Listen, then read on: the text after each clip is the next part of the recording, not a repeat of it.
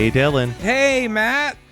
Dylan, I've got some exciting news for you. As we're breaking down all the big things that happened in 2023, Yeah. there was one album that I got texted by like 4 different people about, saying, you got to listen to this album. This is the album of the year. Yes. And one person who has rode harder for this album than anybody else I know is a co-host of another podcast I do, which is the White People Problems, an OC podcast. Joe Fejeran is here to talk about an album that, if you've listened to White People Problems, you already know what the album is, because he made it his pop culture moment like 4 different times this December. And that is Matt Rogers' Have You Heard of Christmas? Yeah. How many times was he just like... It was 2, listen to this fucking album, okay? It was I got to 2. give a shout out to Kathleen from the Bingetown TV podcast, who also texted many times to be like, you have to listen to this. And like a true good friend, I listened to it for the first time today in preparation of this episode. And I won't lie, I really robbed myself of some great Christmas tunes during the season. That's all on me. I know I did this. Dylan, you and I were texting about this, and I'm curious to see how Joe reacts to this statement. But if I can say one thing about this Matt Rogers album, it's that he outshared Cher in the 2023 Christmas Club album, as far as I'm concerned. I would agree. I would say that I've made this comparison a few times. If you look at the one character in Love Actually who has a lot of trouble because he's taking his like main hit and just putting the word Christmas in it, I feel that way about DJ Play My Favorite Christmas Song. Because it is this is the 1999 plus version of Cher, and we're just gonna throw Christmas into one of these fucking songs. And the other one is it's just such a damn earworm that when once it's played once, all I'm doing throughout the house is DJ play my favorite song. I wanna be dancing all night long. Wait. But that was my immediate thought. I was like, God, I really wish I would have listened to this album earlier. But Dylan, so I didn't listen to every song, but I like gave it like, the 30-second listens besides the first one. And in the Cher album, she does a duet with Michael Bublé of Michael Bublé's song Home. But the first line is Another Christmas Day. I was like, wow, they literally did the like Love Actually thing where they just put Christmas in it. God damn it. Because that is arguably, like, here's the thing. For people who aren't into Mike Bubbles as much as I am, he, like, most of his albums are covers with, like, one original. Yeah. But time after time, that one original is a fucking banger. And boy, is Home, like, the most emotionally perfect original he's ever written, and I feel like to taint it just by changing the one word to Christmas and calling it Another Christmas Day and gone away. This is from a man who has a Christmas album and chose not to do that. That's so insane.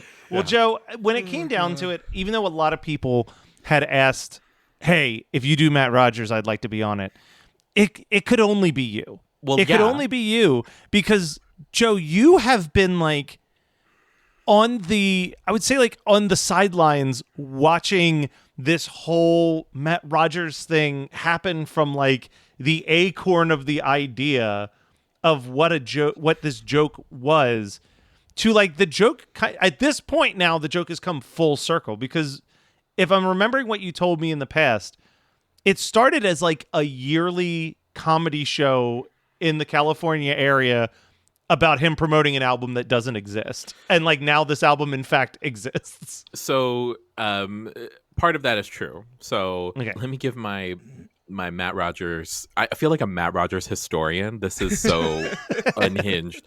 And also the fact that he actually could listen to this is like, he'll be tagged. He'll be tagged. He's gonna get tagged. He'll be like, oh, okay. So Matt Rogers and his co-host Bowen Yang, who is of SNL, they've been doing a podcast since like 2014, 2015 called Las Culturistas. which I've been listening to for as long as they've been doing it. I think I was like maybe 1 or 2 months shy from the beginning of their podcast. And it's been fascinating to have started listening to a weekly like comedy show, interview, personality driven show this long, right? Like to have listened to it for this long, so you can see like the developments in their careers. And I was going to say, because that started way before Bowen Yang was on SNL. Oh, right? way like you got before. to witness that happen. Yeah, it was so fascinating, and they tell a great story where like Bowen, they both auditioned at the same time for SNL, and like how that kind of, you know, changed their friendship when Bowen got it and Matt didn't. But what's been interesting about Matt's projects specifically is that he has been able to do a more varied, like a more varied portfolio of projects than maybe Bowen has, because Bowen's like so tied to SNL. So like Matt Rogers did. And what's been really cool is that he's taken like his like quirky niche live performances and turned them into like TV film projects, right? So one of those is Game Show, which was on Quibi for a hot second. Now it's on Roku, where they take 2 straight people and make them battle out to see who can be more gay. I highly recommend it. You two would be great. You two would be great people on it. The show is, you know, obviously the show is defunct now, but like it's just like the concept itself is so niche and fascinating. But this project came out in, I think his first time doing it was in 2017, and the whole bit is that like it's about like to be ubiquitous and relevant like once a year, right? Like the way Mariah Carey is with All I Want for Christmas Is You. She's the queen of Christmas. So he created this album of Christmas songs. And initially the bit was like, welcome to my album release party. We don't know when the album's coming out. And he did it in 2017. It was live shows that he would do in New York. And then in 2019, he brought it out to the West Coast. This was ahead of him moving to Los Angeles. And so I've technically seen it every year in Los Angeles that's occurred, right? Because it didn't occur in 2020. So in 2019 was the first show at the Improv Theater in Melrose. I think it was like the Melrose or Hollywood Improv or whatever. Super small, but so much fun. And it was just like him and his co-creator and accompanist Henry, who's also his ex-boyfriend. That's a whole bit in the show. And then I saw it in 2019, 2020, you know, COVID hilariousness. It comes back in 21 in the same location. And I went with 3 other friends. And then in 22, it was in a larger theater. And in 23, this most recent year, it was in a larger theater than that with a full band, full production, and actually created this album, which is so fascinating because like in 22, he did like a comedy special for Showtime where it's him doing songs from the album. And then when he actually releases a real album with new songs and new materials and like visuals on YouTube. And now that's where we are. And it's so good. Like, I mean, you've heard it, you know how I feel about it. And it's just like, the thing I love about Matt's comedy is that some of it is so niche and stupid that like, I love any comedy where it's like, I love it when it's niche, but I love it when it's niche and people who don't know the references still think it's funny. Well, like, and that's my sweet spot. This walks that fine line, and obviously, like, I'm a guy who has a Weird Al podcast, so I've listened to a lot of comedy music before. But like, I think that fine line of comedy music, and it's something that Lonely Island does extremely well, is like having so much of a love for what you're doing a style parody of, that if someone's not paying enough attention to the lyrics, they could just think it is a radio song that they're listening to. And I think that's what I texted you earlier, Matt, was like, I could hear 90% of these songs on the radio, and unless I was listening to the like key set in, concentrating on the words, I wouldn't even notice. I would just be like, yeah, this is great fucking Christmas jam. But this album, I absolutely adore it. It is that type of comedy album that I feel like we're talking about, that towing that fine line, Matt, of joke song versus a song that also just happens to be funny. Yeah. And I feel like a lot of the stuff, yes, it's over the top, but they're good songs that just happen to be funny. Like and like the stuff that's funny to me, like probably the hardest I've laughed at any of the songs on this is actually the title track, where he's singing all of these verses about what Christmas is, and he's getting it like wildly wrong. Like he's like, it's the day we celebrate Jesus's death.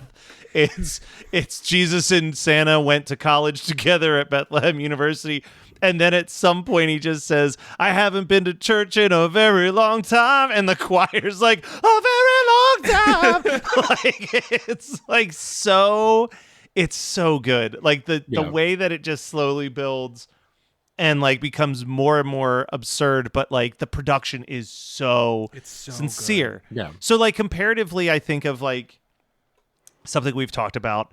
Like that song reminds me of elements of like Cartman singing "Oh Holy Night" I was thinking the same on thing. the South Park album, where he's getting some of the words incredibly wrong, but like the choir behind him and like the over the top production where he says like, it is the night of the Christmas trees and pie. And like, but like the choir's still like hitting it, like he's just nailing it. Like that, like, I think is such a fun juxtaposition. Something, voices like coming behind him. Yeah. And obviously the track that I know Joe has specifically brought up a couple times in front of me, the hottest female in Whoville. Oh, yeah. Just so good. It's my favorite. It's my favorite song. It's my. It's tied up there because I do also love. I mean, I love a gay dance hit, but like "Hottest Female in Whoville" is probably my favorite song because of how wild the story is, right? Yeah. Like that leads up to it. So if you watch the special, Have You Heard of Christmas on Showtime, he goes and talks about like how Mariah Carey wrote Where Are You Christmas for the Grinch soundtrack, for her cousin Jim. And it's so fascinating that like, yeah, when you can't unknow that information, right? And that's also the time, right, when Mariah Carey is like experimenting more with an R&B sound, because then like it's like around that time you get like 2005 we get the Emancipation of Mimi, so it's like a couple years removed from that, and so he writes, he's like, this is another song that Mariah recorded for the Grinch, but we don't it didn't make it, and so here I have to get into character as Martha May Whovier. And just the specificity of a character, like an iconic character from the Grinch movie, played by Christine Baranski, who is herself a queer icon, specifically for like Broadway gays. And then he does this like really good R&B song that like, yeah, this sounds like Mariah Carey from the Emancipation of Mimi. And like, oh my God, when I first saw the show back in like 2019, that was the song where I just like died laughing because it was just so dumb and stupid, and it like reminds you of like, this is how we used to talk in R&B back in like 2005.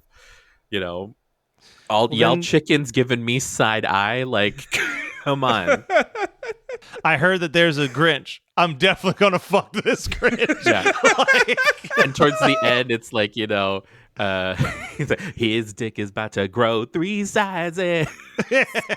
And it was such a strange fucking time in R&B, like where we were just throwing tact completely out the window. Yes. Oh yeah. I mean, like it's like that, right? The one of the tracks from Emancipation of Mimi, the most famous track from that whole album is We Belong Together, but it's like that. There's a line where it's like, them chickens is ash and I'm lotion, and I'm like, Jesus. Like this is great, but it's so specific, but it's also like delightful, and that's why I love this song, because it takes me back to 2005, Mariah Carey. Matt is admittedly a huge Mariah Carey fan as well, so it just Yeah. makes sense. It's like so stupid and it's a parody, but it's like with utter reverence, right? Like if at any point like Mariah Carey actually wanted to do this song, I think Matt would explode. Yeah, no, I would not be able to handle that. And I mean, you're right. Like that song, but honestly, here's the closest thing to criticism you will hear from me on this album is I think it's top heavy. I think that the first like 4 tracks are so untouchably perfect that I do think it like towards the end I was like, I might be running out of steam on this. I might be running out of a little bit of steam on this because also It's Christmas is such a fantastic opener. Like an absolute phenomenal opener that, like Dylan said, not paying attention to the lyrics, it just sounds like a good ass Christmas tune. But then you get the absolutely hilarious lube for the sleigh right after it, which is like that is like a Lonely Island hilarious thing where it's just like repeatedly asking the question like, but why does Santa have all this lube? Like, what could he possibly need all this lube for? And then, we already talked about the 2 tracks that come after it. Have You Heard of Christmas and The Hottest Female in Whoville. Like those 4 tracks, I was just like, this album is blowing my mind. Bowen Yang shows up on this album, track 6, doing what could only be compared to as like a Madonna Vogue style rap where he's just naming things. Naming people who have worked in Rockefeller Center. Yeah. Hoda Legend, Kathy Lee, all respect to Anne Curry. Come on, like. TIAA is on a mission. Why? Because 54% of Black Americans don't have enough savings to retire. So in collaboration with big-name artists like Wyclef Jean, TIAA released Paper Right. New music inspiring a new financial future. With 100% of streaming sales going to a nonprofit that teaches students how to invest. Stream Paper Right now and help close the gap. 91 Donkey Lane is a magical apartment complex that contains immense power but lacks intelligent inhabitants. What is happening? I'm getting texts. Why are we getting a lot of texts? People found out what we did. Oh, dividing Mike Myers into an infinite amount of tiny Mike Myers? Listen to 91 Donkey Lane for free on Spotify or your favorite podcasting app. More at 91donkeylane.com. See you there, you donkeys. I'm so glad I finally dove into this, and I think I'll dive into it even more next year now that it's like it'll be part of like the Christmas playlist, and these songs will just keep coming up throughout November and December. I'm thinking we need to check out, unless you have already, Matt, I need to check out the Showtime special. I need to do this. Look, I have to pay for Showtime soon so I can watch the 3rd season of Party Down. So while I have that like first 2 weeks of free trial before I cancel, I'll watch Party Down, and then I'll check out the Bowen Yang, the Matt Rogers comedy special as well, and then I'll cancel my Showtime subscription. There you go. Matt, to your point, Matt, about it being top heavy, I do feel that as way too, just because there's a lot of hits like before, like in the first part of the album. However, like what's interesting too is, and I love it when this happens, when you go see an artist, when you go see an artist live and they do songs that you kind of skip, but they do them at the live show and they're amazing because it was kind of meant for that. Like on track 8 on the album, Rum Pum Pum, which is a new track, like that's new for the album. Him doing that live was so full of energy, and you need that kind of like it's the party, the slutty. Yeah, it's a dance track. Like it's. So I have 2 things. First of all, number 1, again, I'm going to bring it back to Weird Al. One of my least favorite Weird Al songs in his entire career was I Want to Be Your Lover, which was like him doing his version of like Midnight Vultures era Beck, where it's this like super funky song and it's so long and it's so drawn out and it's mostly just him repeating like all the freaky things he would do as the lover, and they're just like weird PG things. But the only time I've seen Al live, he played it.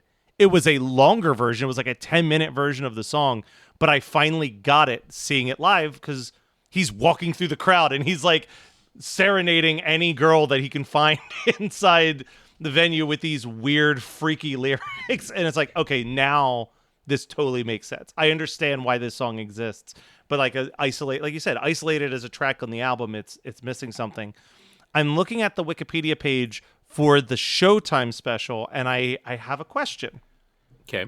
It says here, hottest female up in Whoville with a spoken introduction of our Where Are You Christmas. Does he sing some of Where Are You Christmas beforehand, or are they talking about what you said about the story of Where Are You Christmas? So in the live show that I saw last year, and in the previous live shows, he actually sings it. They couldn't get the rights, obviously, to do it at Showtime. So he does a spoken word version of it. But in the past, he sings it. This year's show was structured a lot differently than previous years because he did the whole album front to back. But this year was structured differently. And so he didn't have that like whole introduction about, Mariah Carey and everything. It just went from like he runs off stage and then comes back as Martha May Whovier. It's like, we have a Christmas legend. And, she comes back and does the song. I also have to laugh at the Wikipedia page. Just God bless whoever was handling the hyperlinks here. In the synopsis, it says, Have You Heard of Christmas follows Matt Rogers and his journey to become part of the Christmas canon and establish himself as the Pop Prince of Christmas. And Pop Prince of Christmas is hyperlinked to go back to Matt Rogers' personal Wikipedia page. So that's how you know you have good people. For whoever, top-notch work for whoever made that magic happen. That's phenomenal. This is truly... it was so good. It was so good. We talked about it a little bit earlier, Matt. I feel like what bumps this up is the production. Yeah. And it's the same way I always feel like it's such a good and cohesive record that just also so happens to be a comedy album. Like and I'm sure Matt Rogers has his hands in every bit of that production. Mm-hmm. And what it reminds me most of, this could be right up there with it. Now, it's big words coming from me, Matt. Are you ready for this? This is up there production-wise with that Sia Christmas album.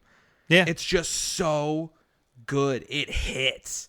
It hits really well. This is an excellent album to listen to in the car. But it's also a solid listen for sure. It's also great because, as Joe explained earlier, half of these tracks have been workshopped and perfected over 6 years. Like, how many people put out a Christmas album? And like, I'm not going to say any names, but there are some artists that we love. There's some artists that we are definitely going to do episodes about in the future, where it's like they took the time to write maybe 2 originals that are fairly mediocre compared to the 10 cover songs that they put on the album. Yeah. You know what I mean? Like this was like years and years of really fine tuning and fleshing out this stuff. And I've been listening to a lot of the Simpsons commentary tracks. Mm-hmm. And they always bring this up on the Simpsons, where it takes so long to make an episode. A single episode of the Simpsons usually takes about 9 months of work, from like creating the concept, writing the script, doing the voice recording, getting the storyboards, getting the animation, double checking everything, rewriting, re-recording stuff. And they're like, over that 9-month period, you basically just stick with the jokes that have remained funny for 9 straight months. And like the second that the joke stops feeling funny any point in that process, you just cut it, you drop it.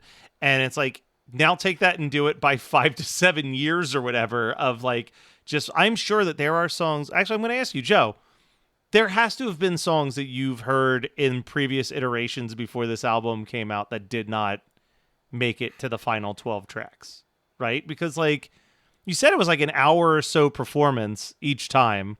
And this is a 41-minute album with new tracks. Like, obviously there were probably songs in the first year or two that he thought, all right, this isn't hitting.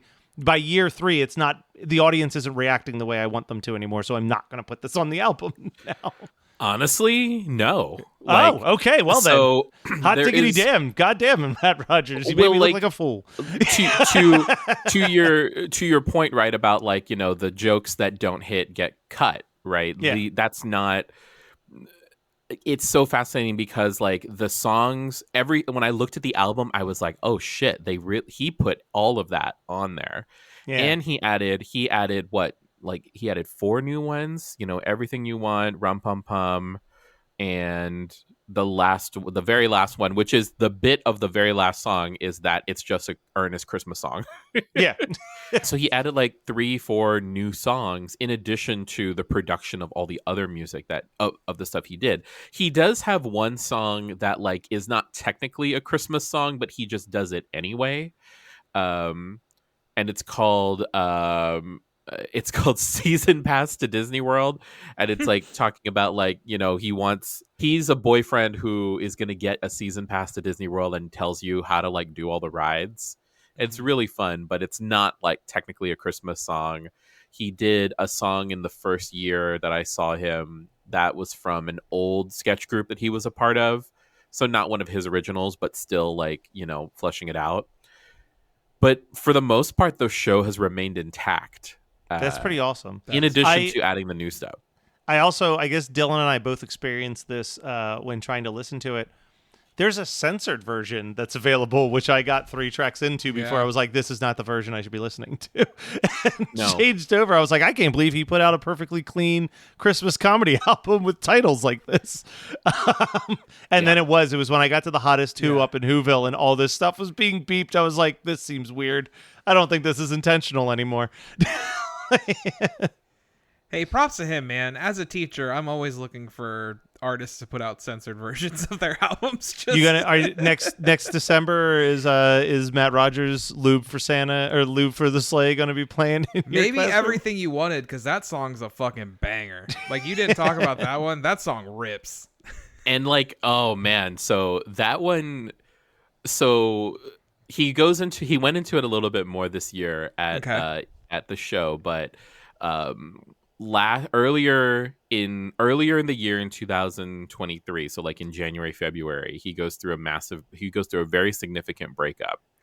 And then as he's recording this album, he recorded this song as like, you know, basically as a testament to where he is now post that breakup, where it's like, you know, I hope that you have everything you want. Yeah. But also highlighting the fact that like apparently that relationship was so intense and burned so brightly for such a short period of time that it's like, you know, it's one of those, to me, it's like, you know, it was such a significant thing, but it was so short. Like, were we really, was it really a thing? Because it was so short, and I can't believe I feel this intensely about something that happened that was like only a few months.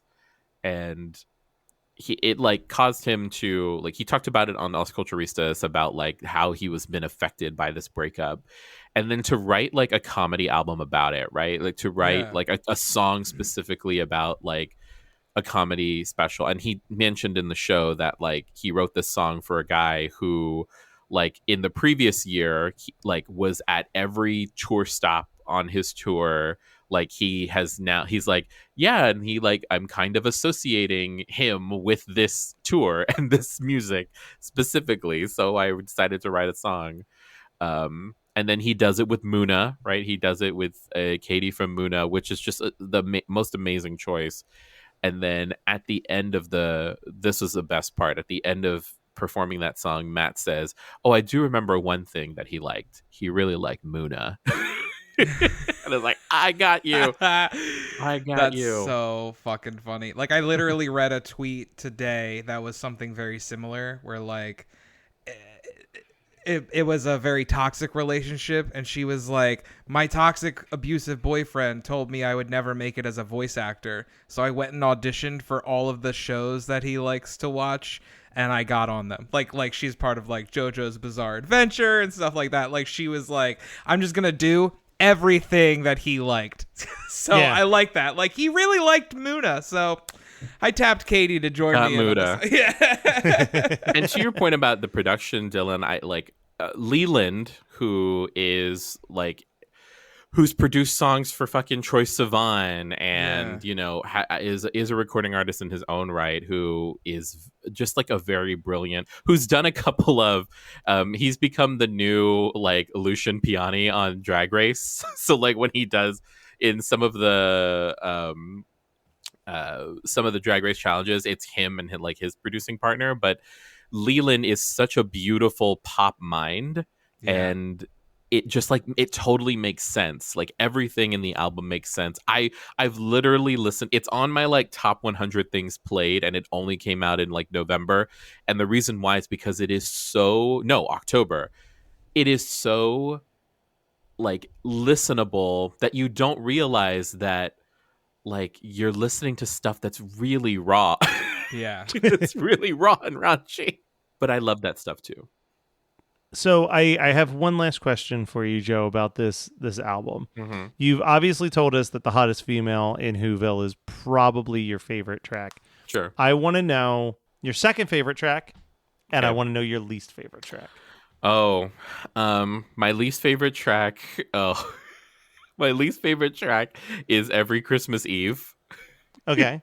Which is told from the perspective of Mrs. Claus. Yeah. Mrs. Claus, but like being a woman. But what he said, what did Matt say? It's like it's Mrs. Claus, but like if Mrs. Claus did Burn from Hamilton.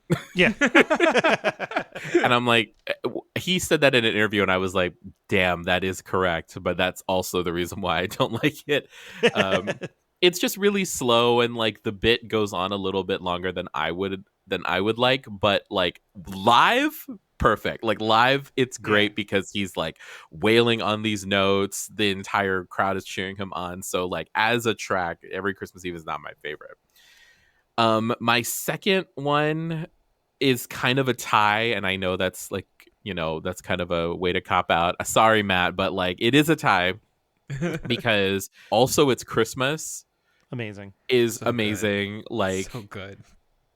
I know gay people who like go to clubs on Christmas Day, and again, like, you know, I'm not saying that to like highlight a sort of frivolousness, right? Joe's like, I don't mean to brag, but I know gay people. Well, I don't mean brag, but I know gay people. You know, all my best friends are gay. But like, I'm not saying that to highlight the frivolousness, but I'm saying that as like, you know, queer people who sometimes can't go home. Like that's like where they experience their community and their family. Yeah.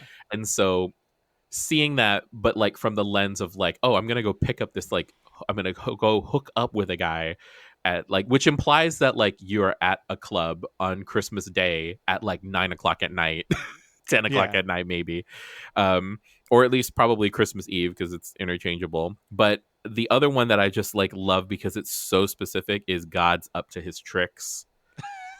Which like it sounds like a praise and worship song. It sounds like a Stephen Schwartz, like, you know, musical. Just like I love a good like fast patter song. And it's also so funny live when he does like the choreography to the lyrics. And it's one of those songs where like you have to get to the second verse to get to the joke because it's an earnest song all the way up until, did you know that God can also be a bitch? Yeah. And personally, I really love comedy. I love anything in that realm where you're rewarded for paying attention. Mm-hmm. Yeah. Right. Like if you're listening to Have You Heard of Christmas and you're like, this is a really good earnest Christmas song, and then he's like, it's the day that Jesus died, and then like, what? And then it just gets more unhinged. Moses did the lake, you know. Like when you're rewarded for paying attention, and that's what it's like. That's just right up my alley. Love that. Well, Dylan, unless you have any final thoughts on the album. No, I mean, Joe. just adding on to what he was saying, like, just, I think this album is strong also because every song kind of channels something different. We were talking about the club dance tracks. You just talked about God's Up to His Tricks being more of almost like a worship style track. I really love that. I love when artists can kind of change up the mood with each different song, even when it is like a comedy album. Like, hey, we're gonna make people laugh, but you know what? These are gonna be great, and every song is gonna be unique, and it turned out really well. I absolutely love this album, and I cannot wait to check out the Showtime special next year. Yeah, absolutely. All right, well, Joe, before we leave, you're up on podcasts a whole bunch. Tell us about some of the shows you do. Well, as you said at the beginning, I am your co-host on White People Problems and OC Recap podcasts. Every time I say it, I'm so appreciative that you let me name it that. And we're about ready to, as of recording this, we're about ready to start season 3. So, you know, if you know anything about the OC, it's all downhill from here. So season 3 is my least favorite season, but I don't know. It's been a while, so we'll see what happens. The other show that I do that is for all intents and purposes, my primary show is Fright School, which is also proudly on the Geekscape network. And basically, I didn't grow up watching horror films. My friend Joshua did. And so Joshua has like taken the last however many years we've been doing the show, like almost 7-8 years, to show me horror movies that I've never seen. And we talk about its, cultural influences. We talk about its place in society. We get really granular and, ruining your favorite horror film by saying it's about queer theory and feminism and, all these things that maybe you're not thinking about when you're going to watch a horror picture. Do you have a favorite off the top of your head? You're like, this is the one that he has shown me. I mean, I know it's been 7 years, but is there like one that just stands out? You're like, while he thinks about that answer, I think I know that the movie he hates the most that he made him watch is technically a Christmas movie. Oh. Yes, of course, Inside. Oh yeah. Wait, yeah. but like the French Inside, so Interieurs or whatever the fuck. Yeah. Because it takes place on Christmas. It takes place on Christmas Eve. It is, but people don't. Any listeners, please don't watch that to get into the Christmas spirit. Yeah, no. You want to know a movie that you will never hear us cover on Christmas 365? Inside.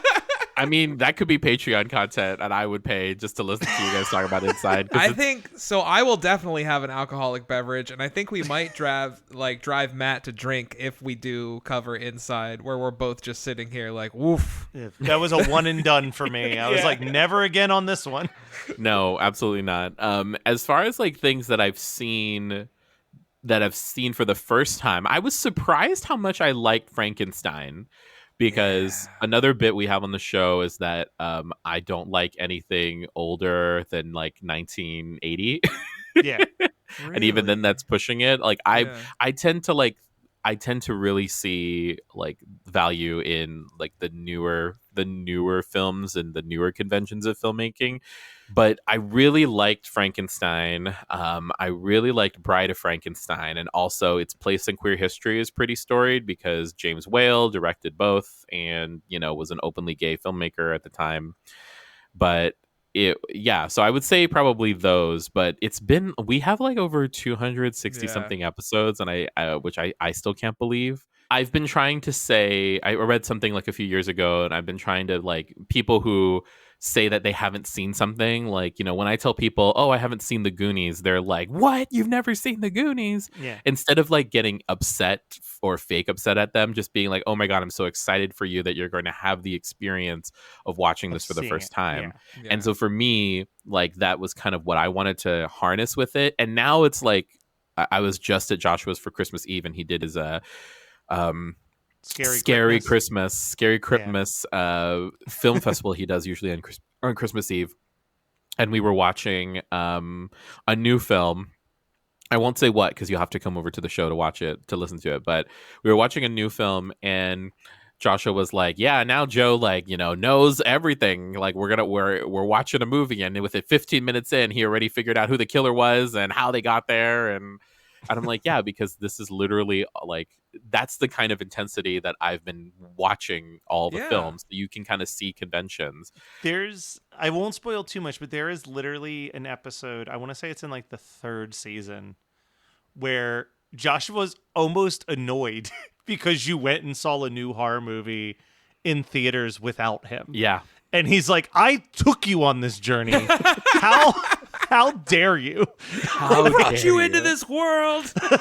And I can take you out of it. Wait, I think it was when I went to go see oh my god, it's that awful movie where they like lock down the office building and the Belko Experiment. Belko Experiment. I think it was Yeah. Belko Agree. Experiment. That movie sucked. Yeah, especially because Mayhem is Mayhem so much so better. fucking good, and Is it basically the same thing? They're basically the same thing, but Kinda. Mayhem is a lot more fun and self-aware, and the Belko Experiment is just as nihilistic as they yeah, come. it's just So super like, bleak, Mayhem's and the it one with didn't make Steven much Yeun, sense. right? Yeah. Oh, okay. Highly recommend. It is a solid watch. It is real fun. Okay.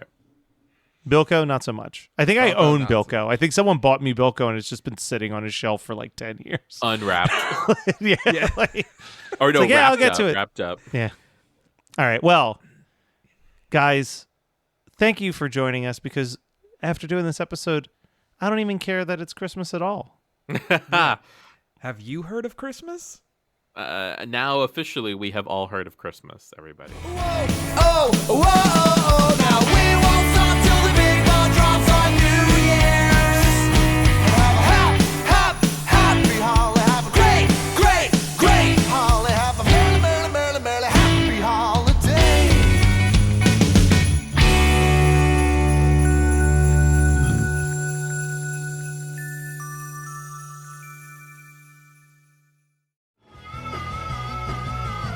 You're listening to the Geekscape Network.